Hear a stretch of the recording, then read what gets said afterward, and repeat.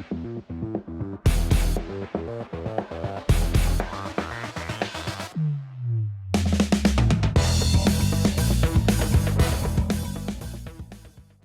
everyone, welcome back to another episode. Thanks for tuning back into the channel.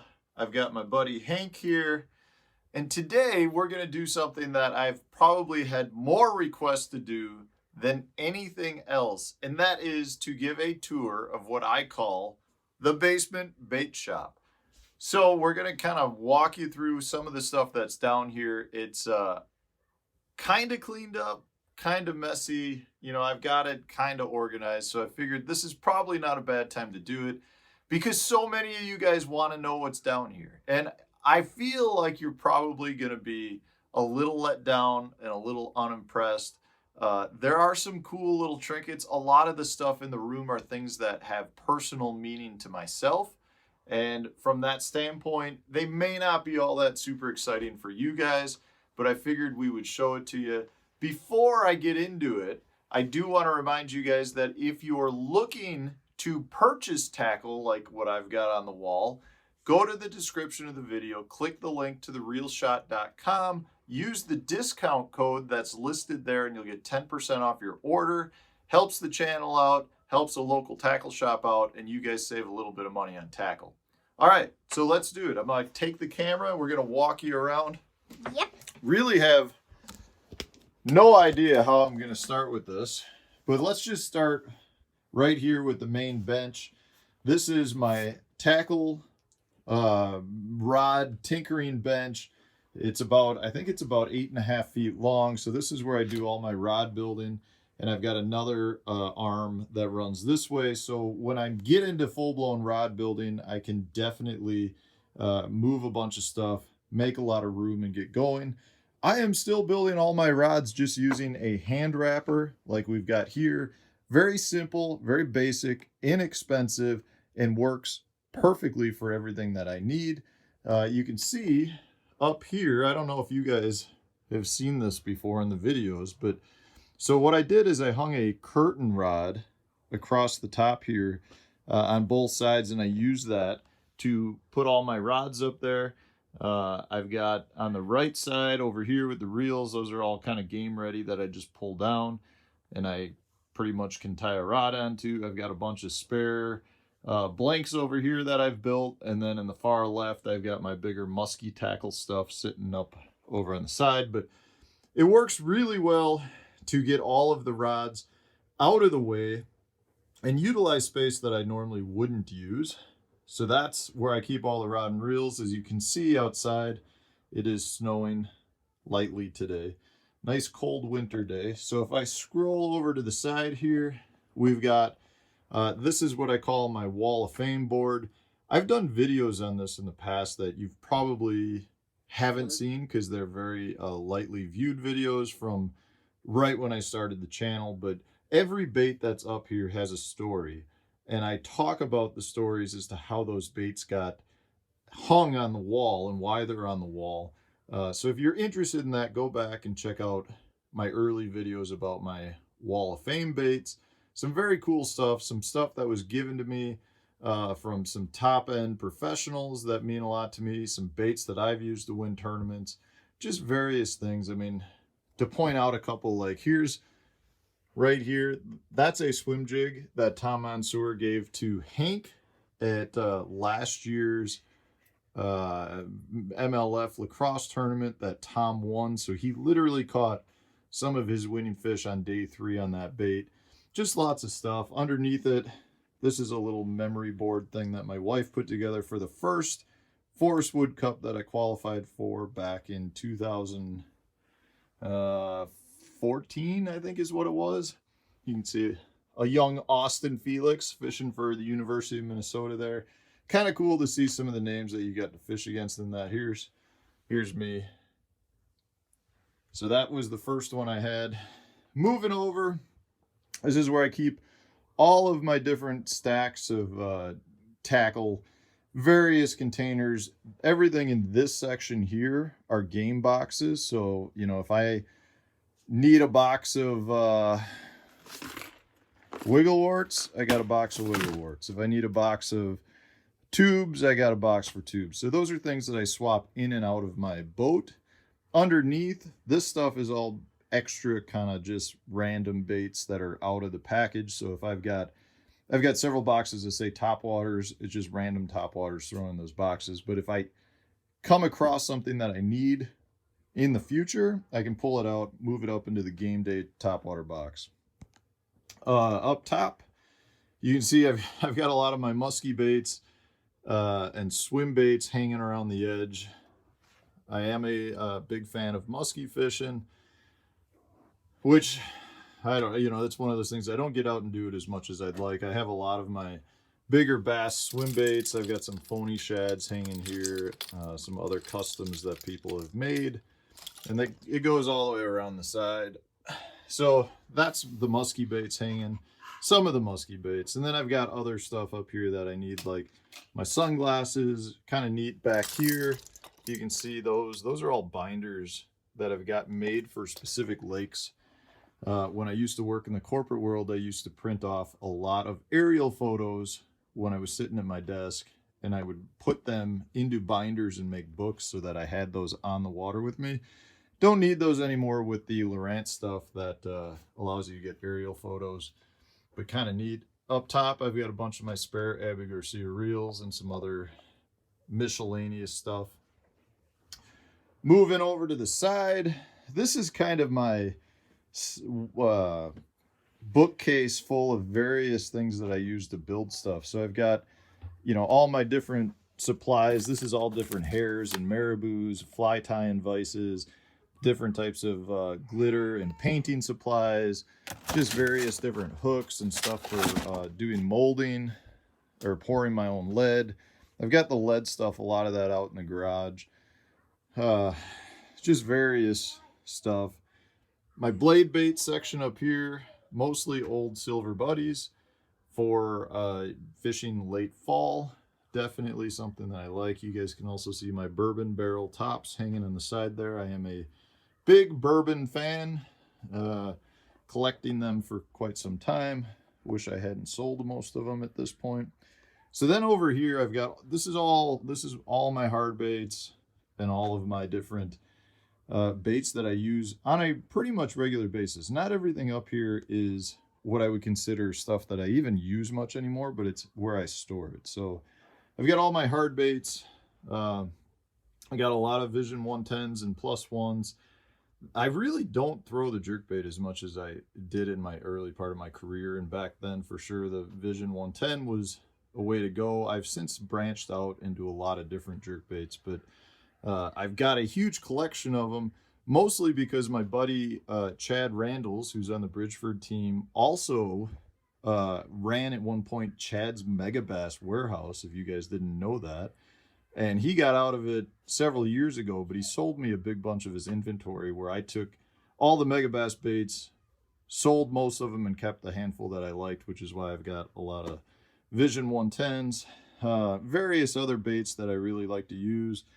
Most of these are ones that I try to buy extras of, or I've bought just because I've found really good deals on them at some point.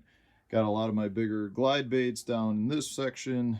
I've got a bunch of older wake tails. I've talked about the Lucky Craft wake tail. I really like it. I've got a big section of Choppos, other topwaters here. I've got some jackhammers and chatterbait style baits. Down a little bit, I've got my DTs, Rapala DTs. I've got all my frit sides and dredgers and diggers. Got some spy baits. This is my frog section. Lots of underspin stuff down at the bottom. So it's organized to me. It's probably not as organized to you as you think it should be. So then moving over to the side, you guys know I'm a big Excalibur XRK and XR fan of various sizes. I bought as many as I could when they went discontinued. And one thing to note, guys, everyone is talking about them being the same. Just going to show you a quick reference. Let's see if I can find an X. Here's a. Well, that's going to be a pain in the butt, but okay. So just a quick thing to note. Here's the Booyah. Oh, that's a 1/4 ounce. Where are the 1/2 ouncers? Tell me I have. I don't have them. All right, well, the Booyah 1/2 ounce is listed as a 1/2 ounce. If you get the old XRKs and look at the weight on it, it shows it as a 5/8 ounce. So maybe they're exactly the same, maybe they're not. I don't do nearly as well on the new Booyah ones. The old ones I think are great. And at this point, it's almost more of an investment because they keep going up in price. Got my Berkley Stunnas down here.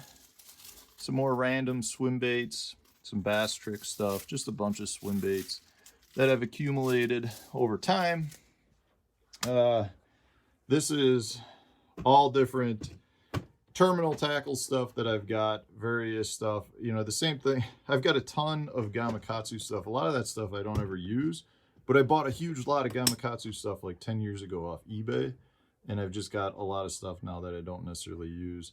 So I do throw some Gamakatsu stuff. I throw a lot of the Fusion 19 stuff. That is what my boat is fully loaded with now at this point. You know, again, a lot of this stuff is just a way for me to store it because I don't really have a good place. Bunch of different types of treble hooks, bunch of different tungsten, various jig heads, some Alabama rig stuff, which I don't ever really throw anymore. Some rod building handles and stuff like that.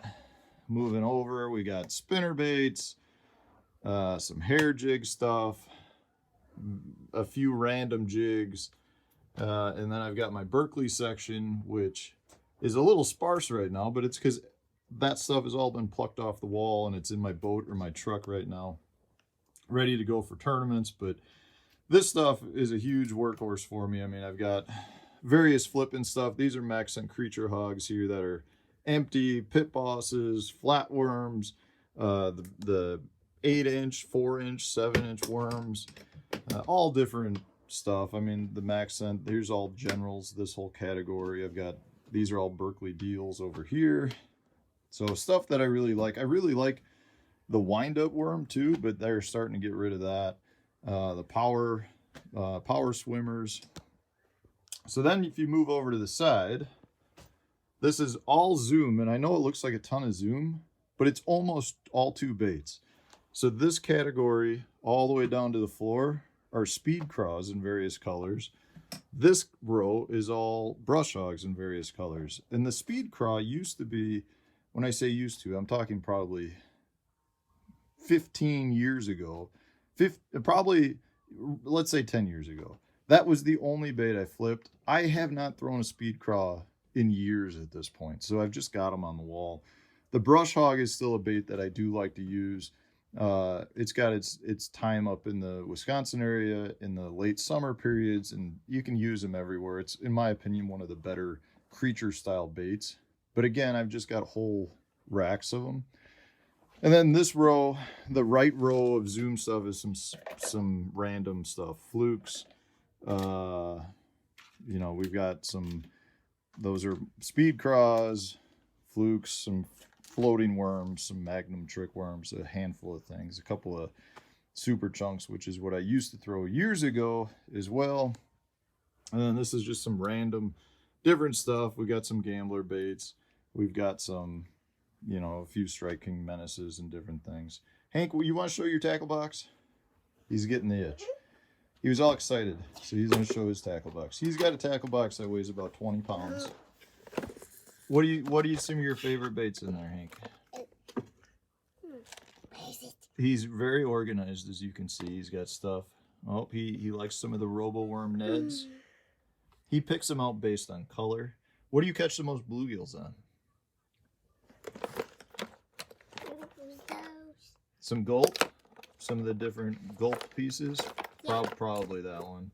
Yeah, which is this is the maggot one? Yeah, the waxies. Guys, this is like bluegill candy, and you don't get your hands dirty. Way cleaner than throwing like night crawlers and stuff. So that tackle box comes with us everywhere when we go out. It literally weighs 15 or 20 pounds. That's a good one from when I was a kid right there. Okay, so we're going to move back, finish up the tackle wall. So yes, I have A lot of Yamamoto stuff, almost all Cincos or hula grubs. Far left category tucked in the corner, those are all hula grubs, which is like the first bait as a kid I started crushing bass on. I have a ton of Cincos as well. Again, stuff I really don't ever throw anymore. The General has taken over for the Cinco. The hula grub, I think I should throw more. I don't, because that's a fish catching machine. I don't throw it much anymore. And then I've got all my dirty jig stuff on the far left over here. Various swim jigs, football jigs, lots of the Luke Clausen compacts, Scott Canterbury compact and the flipping, the Matt Herron flipping, lots of various stuff over here. The buzz baits, Canterbury buzz baits. So that's what I've got on the wall. Lots of good stuff. And that brings us back. You know, the rest of the room is just kind of little nuggets of stuff that I love.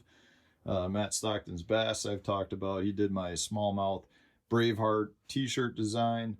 I'm a huge Uncle Josh fan, so I've got a bunch of Uncle Josh. You can see the Red Ryder Daisy BB gun that they gave out at a bunch of Forest Wood Cup championships. A bunch of the old hotspot lake maps and stuff that pretty much nobody uses anymore.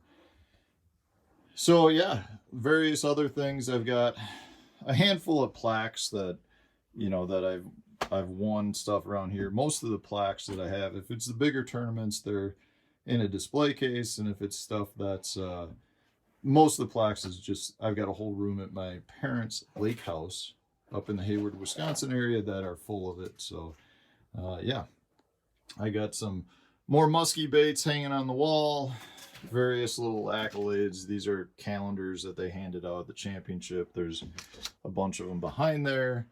This was last year's MLF calendar where I was the July cover person for that. So, you know, just a super cool room that I get to call my own.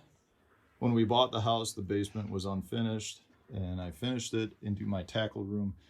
Underneath, we've just got a bunch more storage.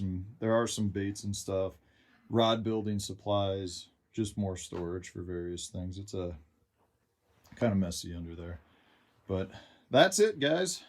I hope you enjoyed it. I hope it lived up to your expectations, and that's what we got. So that was the Basement Bait Shop. Thanks for watching. We'll get back to our tips and tricks videos tomorrow. Stay tuned.